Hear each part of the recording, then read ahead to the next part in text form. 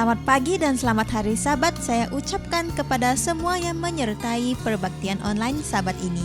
Sabat ini merupakan Sabat pertama dalam kuarter kedua 2022. Saya Zerentian akan memimpin acara perbaktian kita pada hari ini.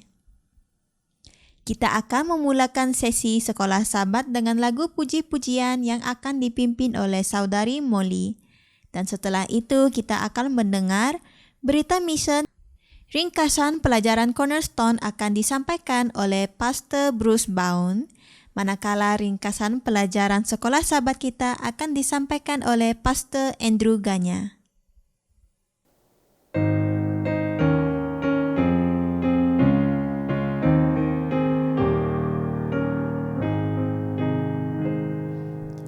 Ingat hari Sabat dijadikan Tuhan, dijanjinya rahmat bagi kita sekalian, disegarkannya jiwa dan dihiburkannya, dikurniakannya berkat dan hilanglah penat. Selamat hari Sabat harinya Tuhan. Selamat hari Sabat harinya Tuhan. Sucikanlah Sabat, ingatlah berbakti, serta pintalah rahmat pada hari suci. Dan jika kita turut firman Tuhan Yesus, hilanglah segala takut, tetaplah sentosa. Selamat hari Sabat harinya Tuhan. Selamat hari Sabat harinya Tuhan. Hari kesukaan, hari perhentian, mari kita sembahkan nyanyian pujian. Betapalah besarnya kasih Tuhan kita, mari puji namanya, indah bagi kita. Selamat hari Sabat harinya Tuhan. Selamat hari Sabat harinya Tuhan.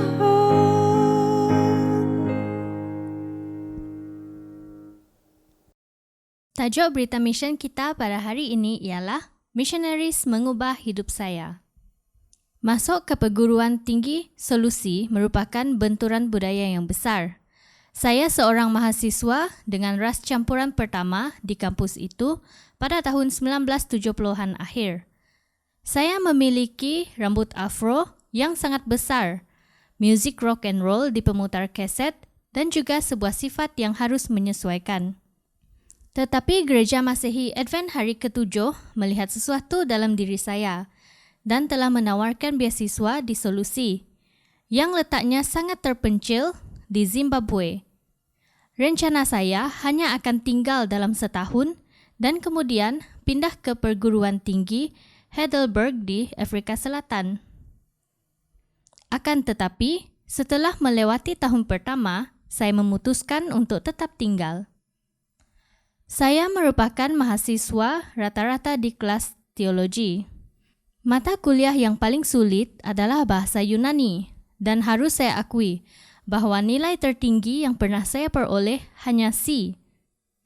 Pada kebanyakan semester, saya memperoleh nilai C kurang atau D. Saya kurang bisa memahami pelajarannya. Sampai tiba pada semester akhir, saya berjuang dengan seorang profesor bahasa Yunani, Leo Raunio, misionaris baik hati yang juga ketat dalam memberikan nilai.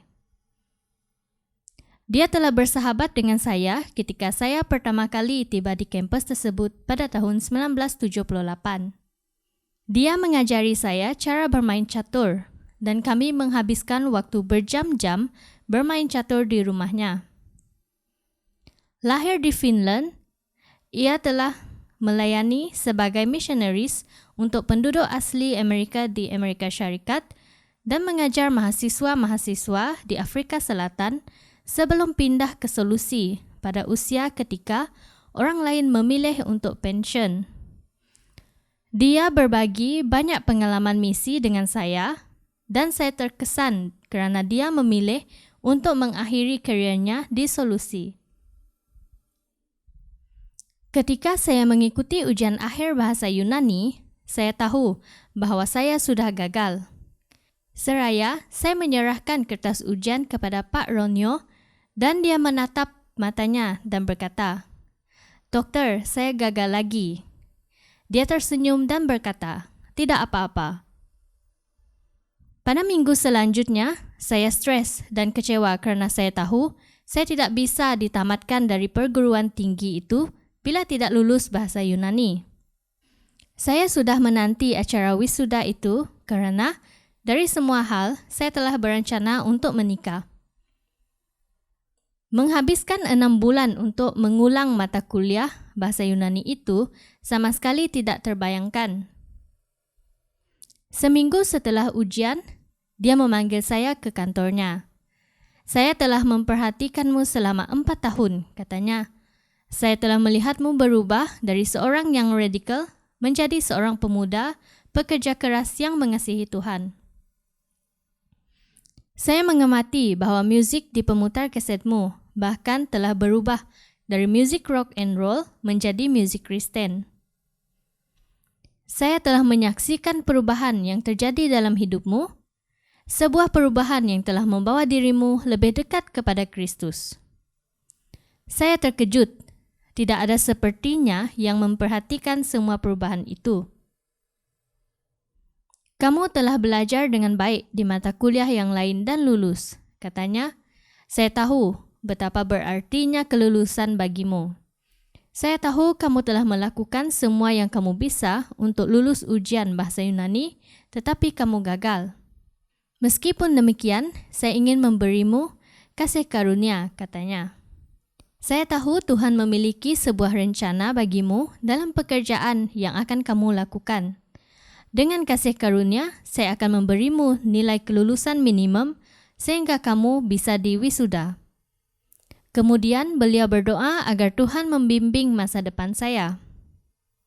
Ketika saya kembali ke asrama, saya bertelut dan berterima kasih kepada Tuhan.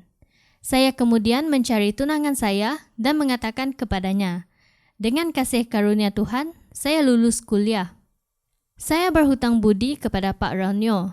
Dia melihat melampaui apa yang terjadi pada masa kini dan mempertimbangkan kemungkinan yang bisa terjadi pada masa depan saya.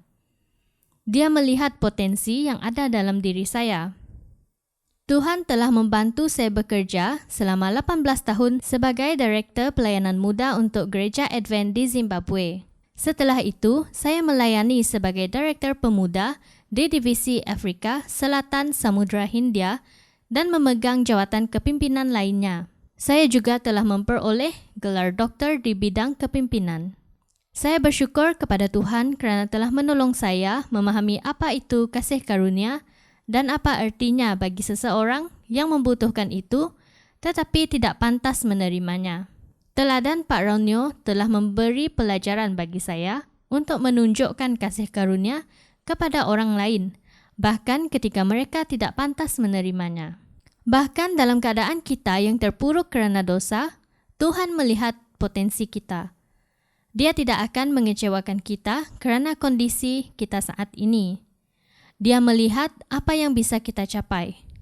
Kita juga perlu melihat melampaui apa yang terjadi pada masa kini dengan menggunakan mata seperti Tuhan dan melihat potensi dalam diri orang lain. Sebahagian dari persembahan Sabat ke-13 tahun 2015 telah disalurkan pada Universitas Solusi untuk menggandakan ukuran bangunan kafeteria yang terbatas dari 500 menjadi 1,000 kerusi. Terima kasih atas persembahan misi anda yang telah menopang sekolah Advent seperti solusi mempersiapkan banyak orang yang mengabarkan kedatangan Yesus yang segera ke seluruh dunia.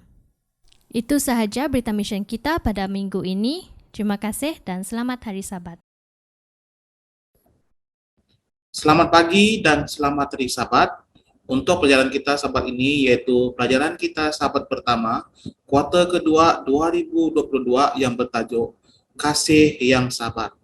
Ayat kunci kita diambil dari 1 Korintus 13 ayat 12 yang berbunyi, "Kerana sekarang kita melihat dalam cermin satu gambaran yang sama-sama, tetapi nanti kita akan melihat muka dengan muka. Sekarang aku hanya mengenal dengan tidak sempurna, tetapi nanti aku akan mengenal dengan sempurna, seperti aku sendiri dikenal." Untuk flashlight kita diambil dari buku Kisah Para Rasul, muka surat 299. Kerana dia mengetahui bahwa bila jiwa gagal untuk mengadakan penyerahan ini, kemudian dosa tidak ditinggalkan. Selera dan nafsu tetap bergumul untuk menguasai, dan pencobaan-pencobaan membingungkan kata hati. Penyerahan haruslah sempurna. Setiap kelemahan, keraguan-raguan, dan pengumulan jiwa yang berserah sepenuhnya kepada Tuhan ditempatkan dalam hubungan langsung dengan alat-alat yang menyangkupkan dia untuk memperolehi kemenangan. Syurga dekat kepadanya, dan dia mempunyai sokongan dan pertolongan malaikat-malaikat, kemurahan dalam setiap waktu ujian dan keperluan. Tahukah Anda, Tuhan tidak mengharuskan kita untuk menyerahkan segala sesuatu yang terbaik disimpan bagi keperluan kita sendiri. Di dalam segala sesuatu yang dilakukannya, dia selalu mengingat akan kebajikan anak-anaknya. Kiranya mereka yang belum memilih Kristus sedar bahwa dia mempunyai sesuatu yang jauh lebih baik untuk diserahkan kepada mereka daripada mereka cari untuk diri mereka sendiri. Tidak ada kegembiraan sejati yang sesungguhnya boleh diperolehi pada jalan yang dilarang oleh dia, yang mengetahui apa yang baik untuk kita, dan dia mempunyai rancangan yang terbaik untuk setiap orang. Jalan pelanggaran adalah jalan kesengsaraan dan kebinasaan. Ellen G. White, Kunci Menuju Kebahagiaan, muka surat 46. Pada pandangan lain, yaitu buku Kisah Para Rasul, muka surat 317, satu agama yang hanya mencari kepuasan mata, telinga, dan selera, atau mendukung pemanjaan diri sendiri, bukanlah agama Kristus. Sampai di sini saja ringkasan konsen remaja kita pada Sabat ini. Semoga kita berjumpa lagi dan Tuhan memberkati. Selamat pagi serta selamat hari Sabat untuk semua kita pada hari Sabat ini. Pada hari Sabat ini saya akan membawa pelajaran sekolah Sabat kita dalam kuartal yang kedua dan pelajaran yang pertama. Sebelum kita melanjutkan pelajaran ini, mari kita sama-sama berdoa dahulu. Tuhan Allah Bapa di dalam kerajaan surga, kami rasa bersyukur dan terima kasih kerana Tuhan telah memimpin dan memberi hikmat kepada kami sehingga kami dapat melangkah kuartal yang pertama, kuartal yang kedua ini dalam pelajaran yang pertama. Biarlah kebijaksanaan bersama dengan kami dan juga mereka yang mendengar program ini. Kami berdoa dalam nama Tuhan Yesus sama kami. Amin. Pelajaran kuartal yang kedua ini dan pelajaran yang pertama. Kita telah melangkah kuartal yang kedua dalam tahun ini. Kita tidak terasa pun bagaimana masa itu begitu cepat dan kita tidak terasa kita telah melangkah kuartal yang kedua. Pelajaran kita pada kali ini adalah penciptaan.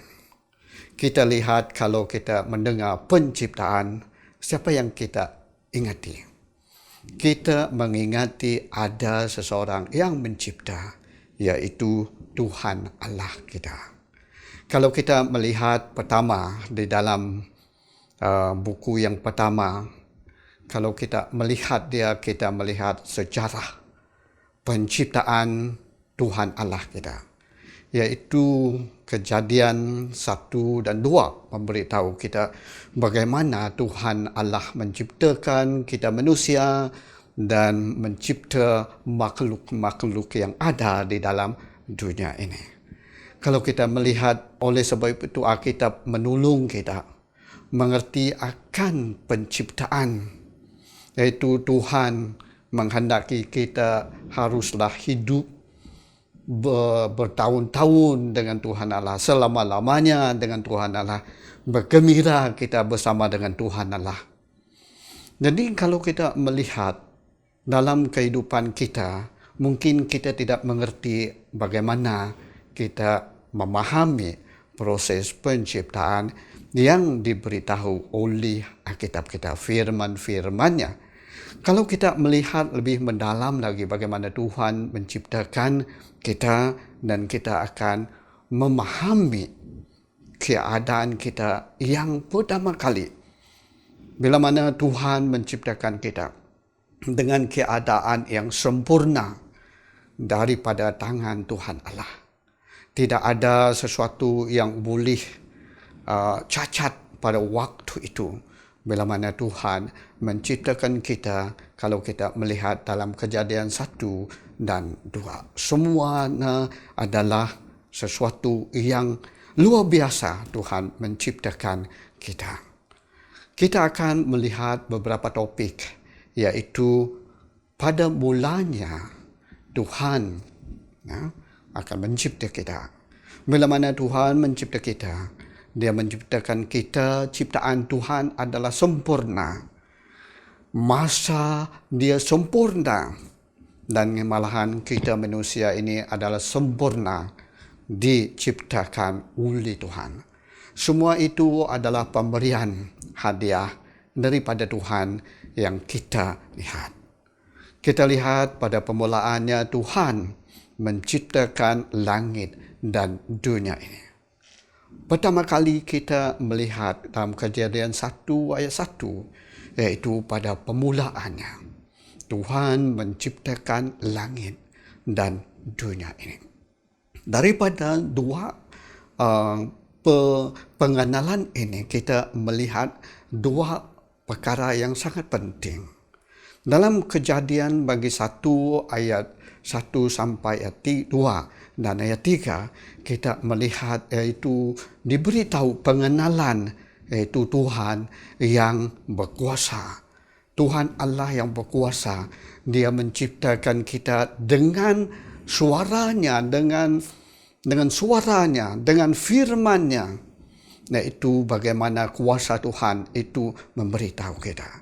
Tuhan itu adalah berkuasa memberi motivasi dan supaya kita boleh memberi kepujian kepadanya, dan juga daripada penyembahan dalam Mazmur 95 ayat 3 sampai ayat 6. Malahan dalam Kejadian 2 ayat 4 sampai ayat 25, kita melihat pengenalan Tuhan Allah dengan kita manusia. Bila mana Tuhan, Dia menyediakan sesuatu rumah yang tempat yang paling indah untuk kita. Dan Tuhan itu menciptakan kita malahan dengan tangannya, dan menciptakan kita mengikut gambaran Dia sendiri. Malahan Dia memberi perhatian dengan kita, Dia supaya kita terus bergembira dengan Dia, dan supaya kita juga diajari bagaimana kita boleh hidup dengan Tuhan Allah. Pada masa ini, kita melihat kita telah dipisah daripada Tuhan Allah kerana dosa kita. Tetapi, walaupun bagaimana kita telah menghargai kuasa Tuhan Allah yang ingin berdekatan dengan kita. Inilah satu-satunya kita boleh hargai Tuhan Allah dengan kuasa yang luar biasa. Kerana Tuhan dengan kasih-Nya ingin berada di dalam kehidupan diri kita di dalam dunia ini. Tuhan menciptakan semuanya dengan sesuatu yang sempurna. Dalam Kejadian 1 ayat 31 memberitahu, bila mana Allah melihat sesuatu yang telah diciptakannya, semuanya adalah luar biasa. Semuanya penuh ataupun sempurna. Oleh sebab itu Tuhan Allah berkata, memberitahu setelah dia menciptakan sesuatu hari demi hari, Tuhan Allah berbicara, melihat semuanya sempurna, semuanya baik. Oleh sebab itu Tuhan Allah memberitahu kita, semuanya adalah cantik belaka, semuanya indah belaka. Tidak ada sesuatu yang boleh memusnahkan. Tidak ada kematian pada waktu itu. Tidak ada kematian yang boleh memisahkan daripada proses kita diciptakan oleh Tuhan Allah.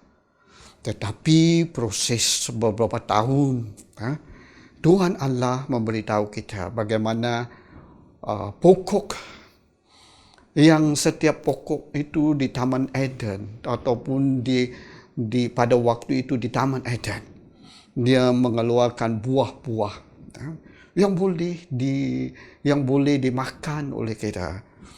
Burung yang berterbangan, binatang yang berjalan. Malahan Adam diciptakan menjadi seorang yang dewasa pada waktu itu. Dia boleh bercakap. Pas dia dicipta Tuhan dan dia bangun dan dia boleh berbicara dan juga malahan dia boleh berfikir. Bila mana Tuhan Allah habis penciptaannya, semua yang diciptakan oleh Tuhan Allah dalam dunia ini, di dalam surga, Tuhan Allah katakan semuanya telah selesai. Kejadian 2 ayat 1 memberitahu kita, Tuhan menciptakan semuanya 6 hari komplit. Berarti 6 hari Tuhan menciptakan dunia kita. Jadi masa yang sempurna, masa yang sesuai, masa yang sempurna diberi Tuhan Allah kepada kita di dalam dunia ini. Dalam Kejadian 2 ayat 2 memberitahu kita, selepas itu setelah dia 7 hari dia telah menciptakan dunia ini, dia telah rehat daripada pekerjaannya. Semua itu telah selesai. Matahari, laut, dunia ini, tumbuh-tumbuhan, bintang, burung, ikan-ikan dan binatang, semuanya dilakukan oleh Tuhan Allah diciptakan 6 hari. Tetapi ada sesuatu yang hilang pada waktu itu, iaitu bila mana ke-7 hari, hari yang ke-7 diberi Tuhan Allah kepada kita manusia. Hari yang ke-7 itu adalah hari untuk kita berkomunikasi dengan Tuhan Allah, untuk kita bersama dengan Tuhan Allah. Dan Tuhan memberitahu itulah hari jam yang istimewa untuknya. Bertahun-tahun selepas dosa datang ke dunia ini. Tetapi hari Sabat itu adalah untuk kita mengingati asal usul kita dan juga kita memberi kemuliaan kepada Tuhan Allah yang telah memberi keselamatan kepada kita. Yang ketiga adalah kita ini adalah sempurna. Manusia yang sempurna, yang luar biasa Tuhan menciptakan kita. Kejadian 1 ayat 27 memberitahu kita, Tuhan menciptakan manusia mengikut gambarannya sendiri. Yang perempuan dan yang lelaki diciptakan oleh Tuhan Allah. Tuhan Allah menciptakan semuanya, tetapi manusia saja yang mengikuti gambaran Tuhan Allah. Tuhan memberikan kita suatu kehidupan. Dia menciptakan kita daripada tanah. Lepas itu dia memberikan nafasnya kepada kita, mengembuskan nafasnya, kita menjadi manusia yang hidup. Kita boleh berkomunikasi dengan Tuhan Allah. Kita boleh berbicara dengan Tuhan Allah. Tuhan Allah masih menciptakan kita. Dan bila mana Tuhan menciptakan kita, berarti kita boleh menjadi seperti Tuhan Allah lagi. Atas tolongan Tuhan menciptakan kita. Oleh sebab itu, kita boleh memberi pemikiran kita terbuka. Dan kita boleh memberi keputusan untuk menjadi murid, menjadi hamba Tuhan Allah dalam dunia ini. Pemberian Tuhan Allah, dia katakan dalam Kejadian 2 ayat 8, Tuhan Allah menyediakan Taman Eden dan memberikan manusia tempat itu. Taman Eden itu adalah taman yang istimewa, yang luar biasa, di mana Tuhan Allah memberikannya kepada kita. Tuhan memberi Taman Eden, taman kepada Adam dan Hawa. Itu adalah seperti rumah yang sangat baik. Mereka menjagai, mereka memelihara Taman Eden itu. Itu adalah tanggungjawab pemberian Tuhan, yaitu Taman Eden. Pemberian Tuhan yaitu makanan kepada kita. Makanan yang boleh memberi kita supaya kita boleh hidup. Tuhan memberikan makanan kepada kita manusia supaya kita boleh hidup dan supaya kita sihat. Ini Kejadian 2 ayat 17. Tuhan Allah memberikan perempuan kepada Adam. Dan itu adalah pemberian yang istimewa kepada seseorang yang dikasihi oleh Tuhan Allah. Semuanya diberi Tuhan Allah supaya mereka boleh kongsikan pemberian itu dengan orang lain. Begitu indahnya dunia kita yang segar daripada tangan Tuhan Allah. Sebelum dunia kita dihambahi oleh dosa-dosa yang ada dalam dunia ini. Dunia ini adalah sangat segar, sangat luar biasa, adalah sangat indah. Semuanya telah diletakkan oleh Tuhan Allah di mana mereka berada. Bila mana Tuhan melihat semuanya daripada dilihatnya sesuatu yang telah diciptakan. Oleh sebab itu Tuhan Allah katakan semuanya adalah sempurna. Tuhan Allah, bila mana dia melihat kesegaran ciptaannya, dia kata itu adalah sangat sempurna. Tuhan Allah memberitahu kita supaya kita boleh mengingati penciptaan yang telah diciptakan. Tuhan Allah mengingatkan kita supaya kita boleh balik melihat asal-usul kita. Tuhan yang mencipta kita. Supaya Tuhan dapat memberkati kita bila mana kita menatapi pelajaran sekolah Sabat ini. Mari kita berdoa. Tuhan Allah Bapa dalam kerajaan surga, terima kasih dan bersyukur kepada Tuhan yang telah memberikan pelajaran yang sangat indah mengenai penciptaan Tuhan yang sempurna.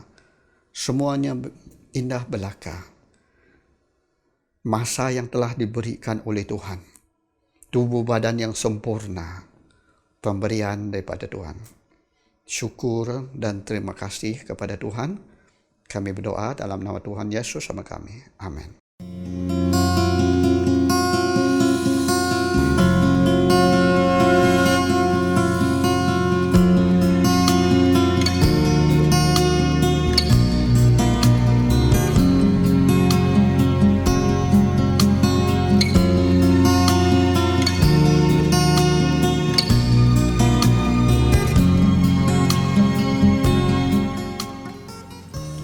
Selamat Sabat dan bertemu lagi dalam sesi perbaktian kedua.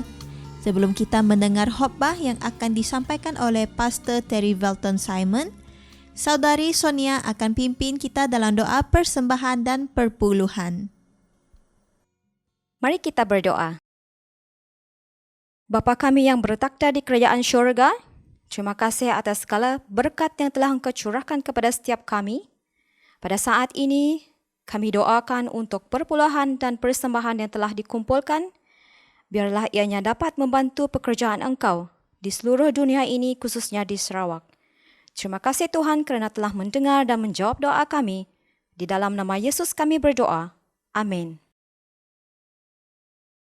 Shalom, selamat berjumpa lagi kita pada kali ini. Bersama dengan saya, Pendeta Pastor Terry Velton Simon, akan bersama dengan saudara dalam kupasan pelajaran pada Sabat ini. Sebelum itu, mari kita sama-sama tunduk kepala dan saya pimpin dalam doa. Bapa di syurga, kami rendahkan diri kami pada saat ini Tuhan. Kami ingin menyembah Engkau dan memanggil nama Engkau yang kudus. Kami minta Tuhan agar Tuhan mengampuni segala kesalahan dan dosa kami, agar pada waktu ini kami diterima seadanya. Biarlah kuasa Roh Kudus Tuhan menguasai hati dan pikiran kami dikala kami mendengar firman-Mu pada saat ini. Kami minta semua ini Tuhan dalam nama Yesus yang telah menjadi juru selamat dengan penebus semua kami. Amin. Shalom saudara, saya percaya Tuhan telah memberkati kita sepanjang minggu ini dalam kerja kita, dalam kehidupan harian kita. Yang lebih baik dan yang terbaik adalah Tuhan memberi kita hidup sehingga kita boleh berjumpa pada saat ini. Biarlah kita sentiasa mengingati Tuhan dan berterima kasih kepada Tuhan setiap hari dalam kehidupan kita. Topik yang ingin saya bawakan kepada saudara-saudari pada minggu ini bertajuk roh kebenaran dan roh kepalsuan. Kita ingin lihat perbezaan antara roh yang benar dan roh yang menyesatkan. Kerana kedua-dua roh ini sedang bekerja untuk kerja terakhir. Sama ada untuk menyelamatkan atau menyesatkan. Kalau kita ada kitab, kita boleh buka dalam 1 Yohanes 4 ayat 1 hingga 18. Banyak yang kita boleh perolehi melalui Alkitab. Kita boleh membezakan di mana roh Tuhan dan di mana roh jahat yang menyesatkan. Sebelum itu, saudara, saya ingin katakan bahwa dunia kita ini dibanjiri dengan pelbagai macam sesuatu yang mengelirukan. Termasuk juga wang kertas RM100 ini. Saya percaya saudara-saudari pernah mendengar di surat kabar dan juga pernah menerima. Ice cream shop kita juga pernah ditipu dengan kertas wang RM100 ini dengan yang palsu. Bagaimana kita ingin mengenal pasti sesuatu yang benar, saudara? Selain daripada memperhatikan wang ringgit ini, kita mempunyai mesin yang boleh digunakan untuk memastikan sama ada duit itu tulin atau duit itu palsu. Yang ini yang sebenarnya. Oke, ini adalah yang tulin. Bagi kita, saudara, bagaimana kita memastikan bahwa roh itu benar dan roh mana yang tidak benar? Kita mempunyai alat pengukur yang Tuhan telah sediakan bagi kita. Bukannya mesin, saudara. Bukannya sesuatu yang dibuat oleh manusia. Hasil daripada tangan dan buah pikiran manusia. Ianya datang terus daripada Allah. Apa dia, saudara-saudari? Yaitu berbaliklah kita kepada firman Tuhan, yaitu Alkitab. Itu sebabnya Alkitab kita perlukan setiap hari dalam kehidupan kita untuk membezakan mana yang benar, mana yang palsu. Mana daripada Tuhan, mana daripada pikiran manusia. Kalau kita dapat lakukan itu, maka kita lakukan apa yang Tuhan firmankan kepada kita. Mari kita lihat apa yang dikatakan dalam Matius 7 ayat 15-16. Yesus mengatakan ini, waspadalah terhadap nabi-nabi palsu yang datang kepadamu dengan menyamar seperti domba. Tetapi sesungguhnya mereka adalah serigala yang buas. Maksudnya penyamaran itu berlaku. Ia berlaku di kalangan domba. Dan ayat ini bermaksud Nabi palsu itu bukan sesuatu yang kamu boleh lihat dengan mata kasar dan kamu tahu itulah nabi palsu. Keadaan mereka adalah bekerja di dalam, cuba mendapatkan sokongan, cuba menjadi orang yang kelihatan alim, orang yang mempunyai pengetahuan agama yang kuat, dan mereka mempunyai niat selepas itu. Penyamaran ini saudara perlu berlaku dari dulu, supaya mereka kelihatan seperti seakan sama dalam kumpulan domba itu. Sehingga tepat pada waktunya, dia akan mengutarakan, dia akan menerjemahkan diri mereka sebenar. Dan ini yang berlaku dalam gereja saudara. Orang yang kita kenal, yang taat setia, mempunyai doktrin pengetahuan yang bagus. Tetapi satu hari kita kenal, kehidupan dia telah berubah. Dan Alkitab dalam Matius 7 ayat 15 mengatakan, waspadalah dengan mereka ini. Sebab mereka ini menyamar. Bukan senang untuk melihat penyamaran saudara. Tetapi kita harus mengetahuinya melalui firman Tuhan. Ayat 16 mengatakan, dari buahnya lah kamu akan mengenali mereka. Dari apa yang mereka perbuat. Konsisten atau tidak. Di akhirnya nanti kamu akan mendapat perbezaan. Alkitab mengatakan, daripada apa yang dikatakan dan lihat perangai mereka. Apa yang mereka hasilkan itu yang menunjukkan sama ada mereka ini betul-betul daripada pengikut Tuhan ataupun sebaliknya. Ayat 16 mengatakan, dari buahnya lah kamu akan mengenali mereka. Dapatkah orang memetik buah anggur dari semak duri atau buah ara dari rumput duri? Nah, pastinya apa yang kamu katakan, usahakan, hasilnya akan dilihat oleh orang lain. Nah, roh kebaikan akan menghasilkan buah kebaikan.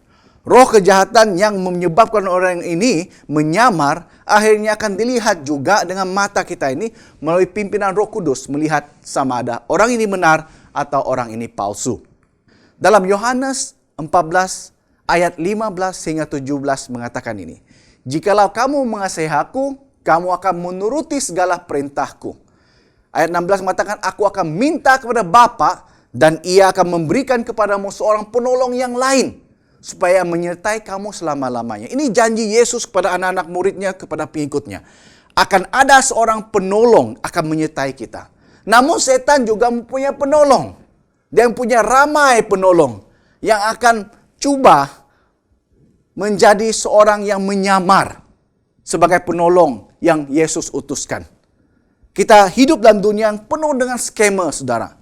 Banyak panggilan mengatakan dari polis, daripada lembaga hasil dalam negeri, daripada orang yang kita kasihi, sehingga orang kerugian berjuta-juta ringgit, beribu-ribu ringgit kerana percaya kepada skema itu. Dan ini yang berlaku dalam Alkitab, saudara. Bukan saja dalam kehidupan duniawi, sosial kita, sekarang ini berlaku tentang firman Tuhan. Terutama sekali berkenaan firman Tuhan, dan iman kita juga kadang-kadang terpengaruh dengan suatu dahyah yang palsu. Ayat 17 mengatakan, yaitu roh kebenaran, dunia tidak dapat menerima dia, sebab dunia tidak melihat dia dan tidak mengenali dia. Tetapi kamu dan saya mengenali dia, sebab ia menyertai kamu dan akan diam di dalam kamu. Orang yang tidak mengenali Tuhan, sudah pasti tidak akan mengenali roh.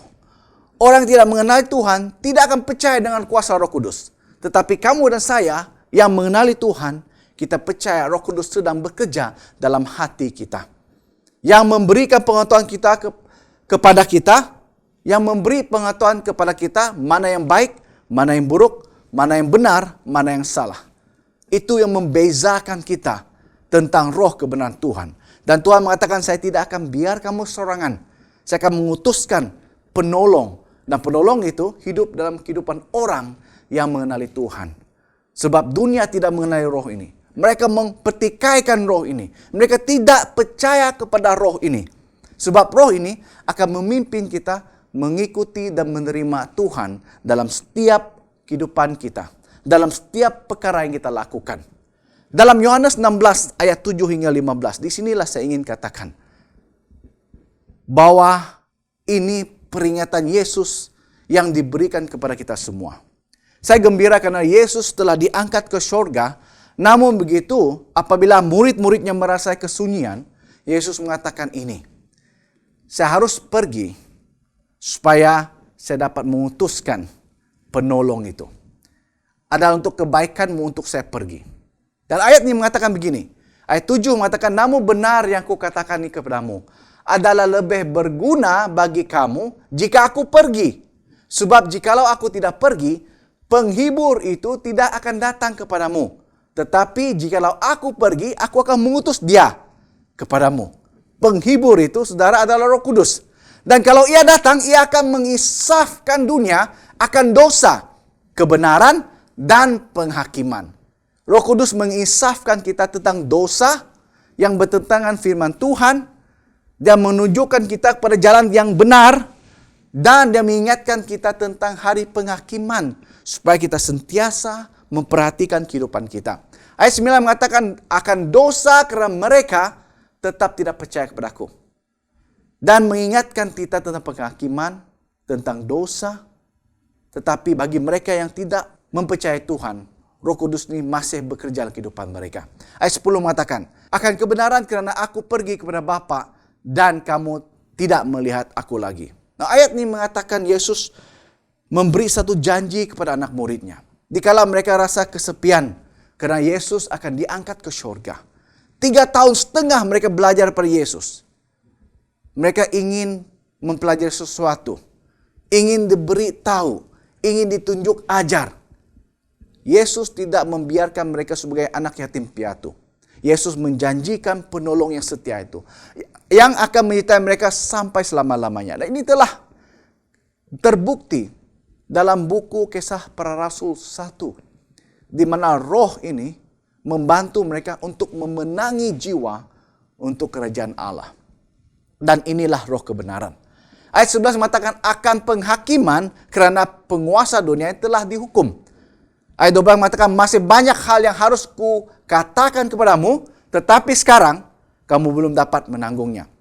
Tetapi apabila ia datang, yaitu roh kebenaran, ia akan memimpin kamu ke dalam seluruh kebenaran. Sebab ia tidak akan berkata-kata dari dirinya sendiri, tetapi segala sesuatu yang didengarnya itulah yang akan dikatakannya. Dan ia akan memberitakan kepadamu hal-hal yang akan datang. Apabila kita melihat Alkitab, saudara, apa yang difirmankan tentang apa yang berlaku dalam dunia ini telah dilakukan oleh Roh Kudus melalui para nabi, melalui para rasul, mengatakan apa yang akan berlaku di akhir zaman. Bagi kita harus bersedia menerima dengan penuh iman dan menyiapkan diri kita sebelum kedatangan Yesus yang kedua kali. Ayat 14 mengatakan, ia akan memuliakan aku sebab ia akan memberitakan kepadamu apa yang diterimanya daripadaku. Roh Kudus tidak memuji diri sendiri. Fokus utama adalah untuk kita memuliakan Tuhan. Yesus datang ke dunia sebagai manusia.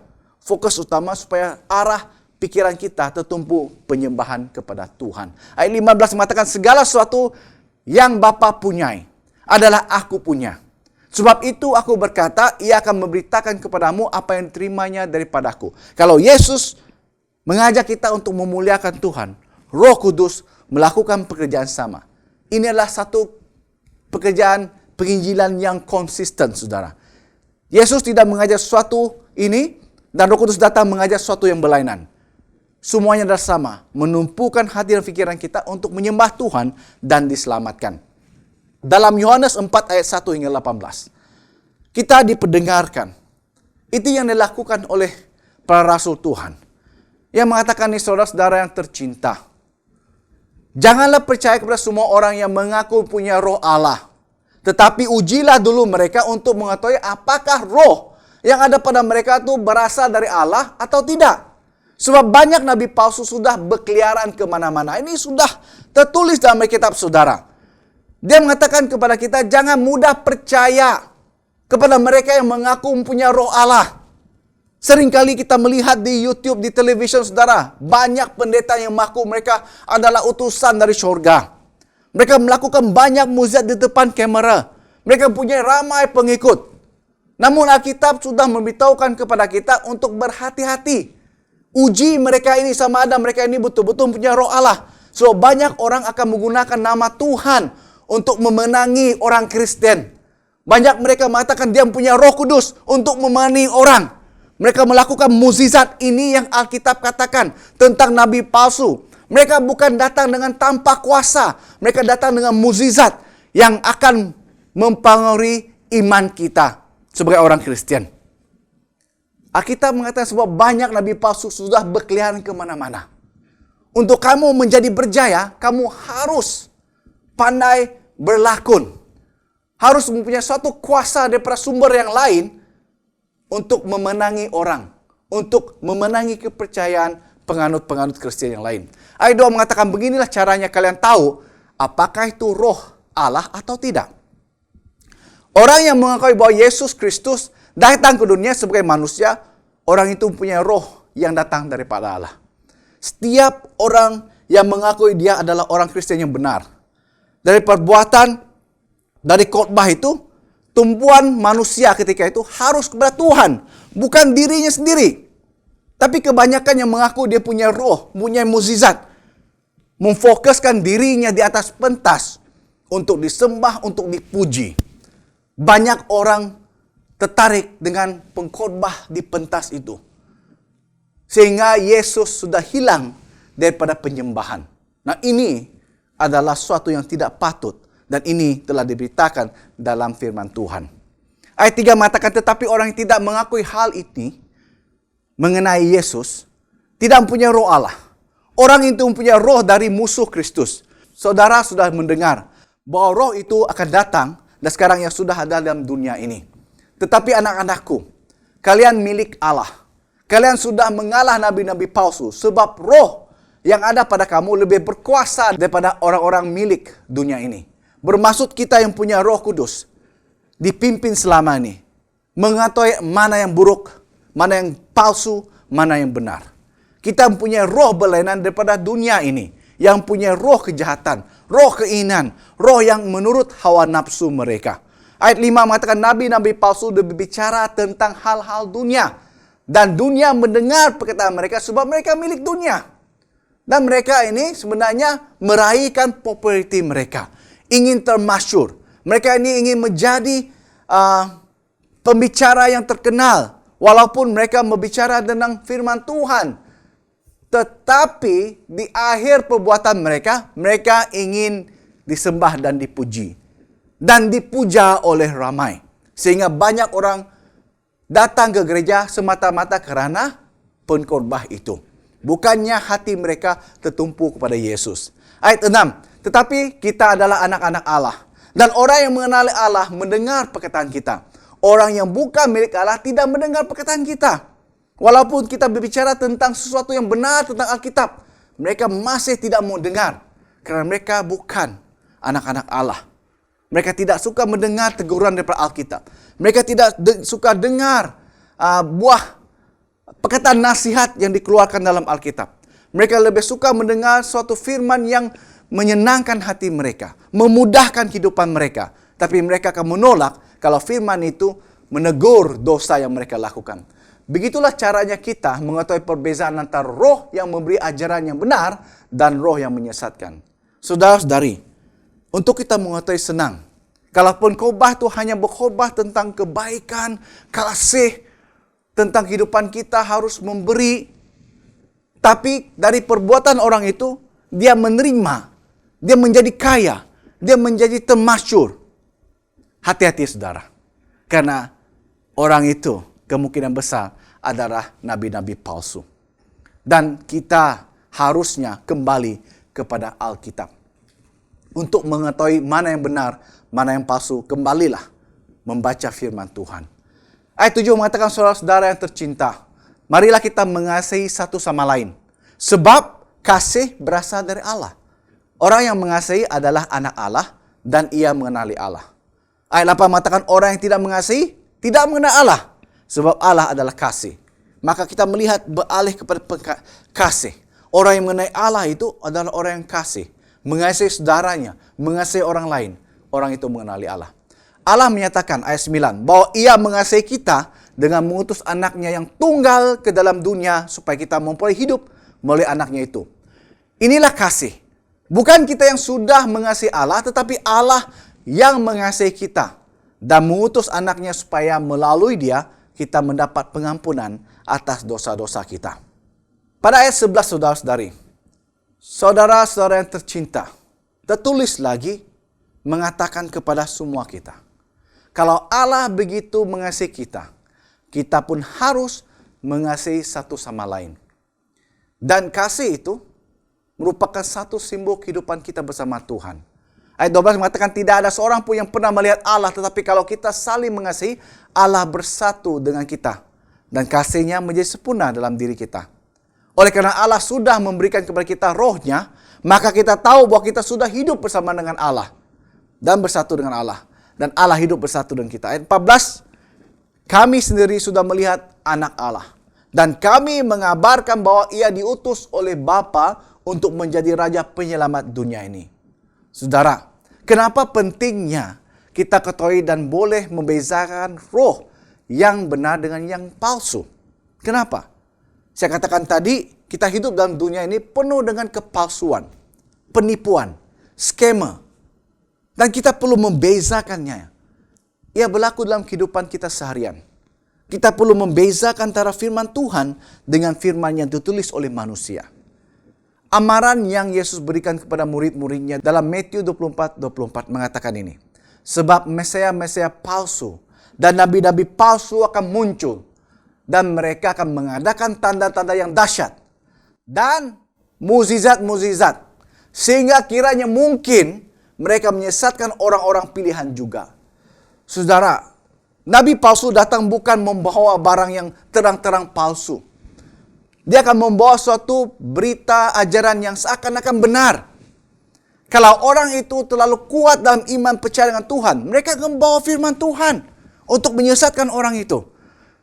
Kalau orang itu percaya dengan kehidupan yang sempurna, yang suci, yang kudus, mereka akan membawa perkabaran sedemikian. Dia akan setuju dengan orang itu, ya kita harus sempurna, kita harus kudus, hidup suci. Sehingga akan kita terpengaruh dan ia benar. Sehingga mereka meletakkan doktrin bahwa kita harus sempurna. Sedangkan Alkitab mengatakan kita manusia yang berdosa. Hanya Tuhan yang boleh membuatkan kita sempurna. Disebabkan itu, kita terlalu taksub. Sehingga kita melihat orang lain berdosa dan tidak layak diselamatkan. Sehingga banyak kumpulan Kristen memagari kehidupan mereka. Hidup sendirian. Tidak mau bergaul dengan orang lain. Sedangkan firman Tuhan mengatakan, pergilah dan kabarkanlah kabar selamat ini. Keselamatan ini untuk semua. Kalau kita mengetahui kebenaran, tugas kita untuk memberitakannya supaya orang mempunyai peluang diselamatkan. Bukannya untuk memagar diri daripada dunia. Bukannya tinggal dalam gua, tinggal dalam rumah.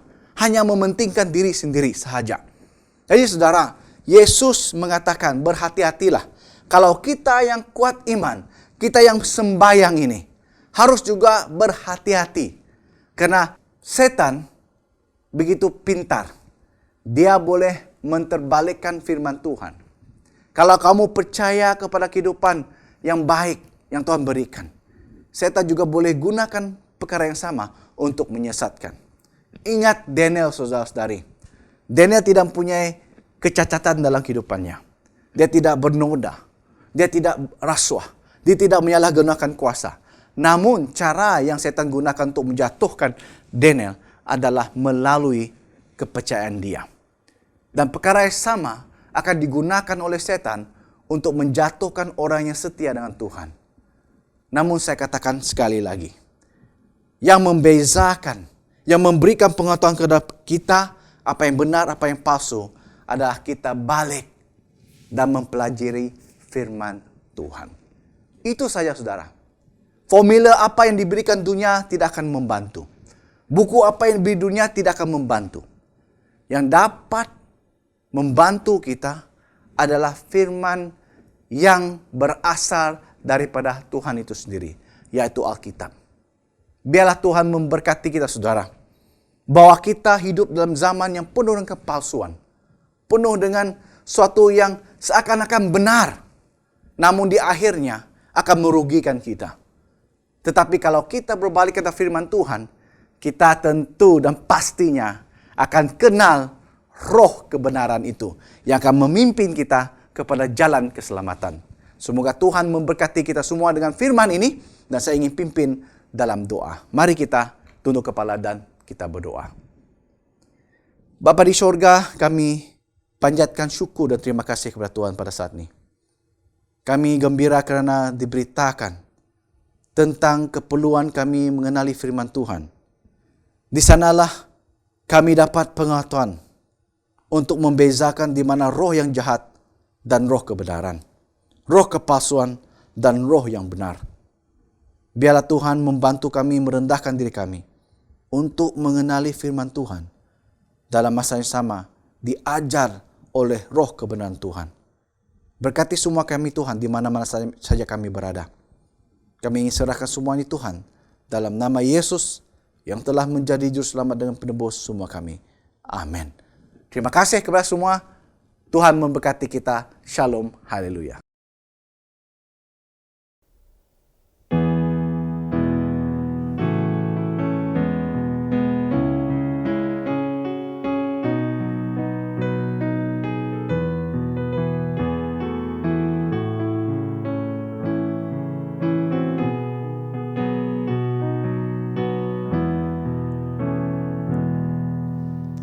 Hari ini ku rasa dalam jiwaku lagu yang sungguh sangat merdu,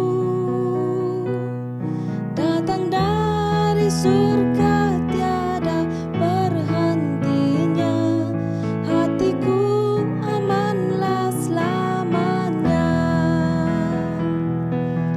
Damai sangat hairan dianugerahkan Bapa kita. Jiwaku selalu pun disegarkan, dalam kasih-Nya ku pinta. Sangat indah ku rasa damai yang hairan, dalam jiwaku amat senang. Sukacitaku tinggal tetap padaku, walau gelap gulita kelilingku. Damai sangat hairan dianugerahkan Bapa kita. Jiwaku selalu pun disegarkan, dalam kasih-Nya ku pinta. Hai jiwa yang penat karena tanggungan berat, jangan bimbang lagi kau rasa. Datang pada Tuhan serta terima rahmat, sungguh engkau aman sentosa. Damai sangat hairan dianugerahkan Bapa kita.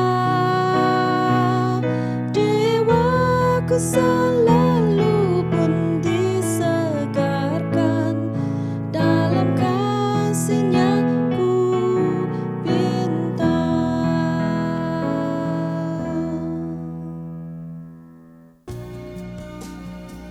Terima kasih kepada semua kita yang sudah mengikuti perbaktian online pada Sabat ini, dan semoga kita bertemu lagi pada hari Sabat yang seterusnya. Selamat hari Sabat, Tuhan memberkati kita semua.